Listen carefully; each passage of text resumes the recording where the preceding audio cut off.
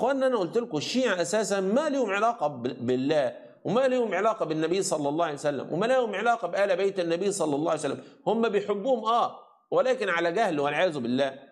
الشيعي ما بيفكر رجليه هتتحط فين، ولا بيفكر مآلات الكلام بتاعه فين، ولا الكلام بتاعي هيوديه فين. انا النهارده واحد سألني ودي ان شاء الله هعمل بيها حلقة عشان اخرس بيها لسان الشيعة، بيسألني بيقول لي عمر عندكم يتداوى والعياذ بالله بماء الرجال.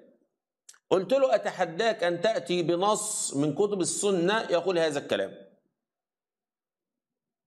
قلت له اتحداك ان تأتي بنص من كتب السنة يقول هذا الكلام. الذي ورد في هذا الكلام عندكم نقمة الله الجزائري هو الذي افترى على كتب السنة وقال هذا الكلام، ولكن ليس موجودا في كتب السنة. طب جميل قوي. قلت له تعالى اتمشي معاك، انا همشي معاك. لو جاءك الآن أتباع المثلية والشذوذ الجنسي وقالوا لك لماذا لا تقبلون المثلية الجنسية عندكم وقد قبلها نبيكم يا شيعة؟ هتقول له قبلها نبينا؟ ازاي قبلها نبينا؟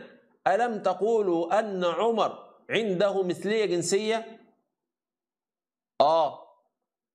طب أليس نبيكم ذهب لهذا الرجل وهو يعلم أنه عنده مثلية جنسية؟ نعم. ألم يأخذ بنت الرجل الذي عنده مثلية جنسية؟ نعم. إذن هذا تأييد للمثلية. إذن لماذا تمنعون المثلية؟ لماذا تمنعون معاشرة المثلية أو السكون مع المثليين؟ هو هيقول لك كده، هيقول لك نبيك راح حط ايده في ايد واحد مثلي واخد بنته واصبح المثلي ده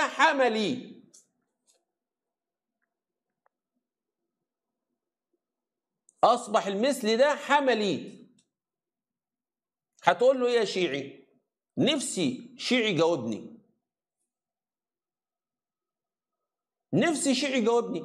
هيقول لك نبيكم ما فيهاش اي مشكله.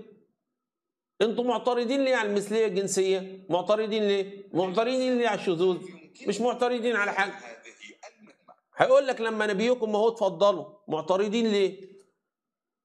فلازم يا شيعة تقعد تفكر شويه بدماغك، ما تخلي دماغك مبوله